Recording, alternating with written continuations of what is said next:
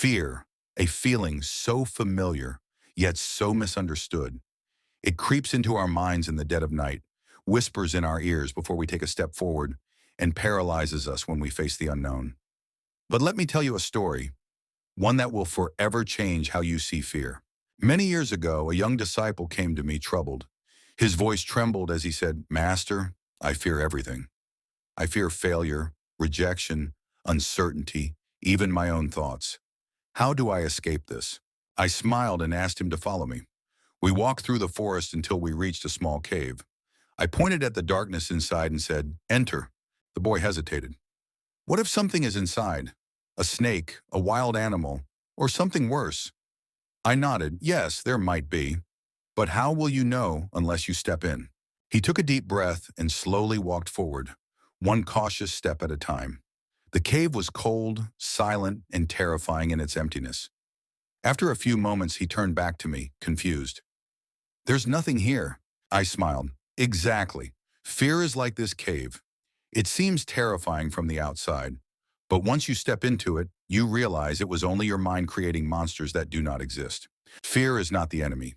The real enemy is avoidance. Every time we run from fear, it grows stronger. But when we face it, we take away its power. Think of a river. If you stand in its flow, resisting, it will knock you down. But if you step into it calmly, allowing it to pass through you, you remain standing. Fear works the same way. It is a force meant to be felt, acknowledged, and released. How do we overcome fear? First, observe it. The next time fear rises in you, don't run.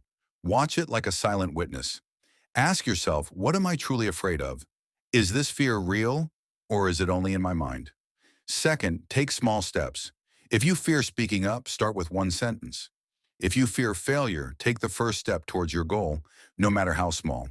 When you show fear that you will not be controlled, it begins to fade. And third, trust the journey.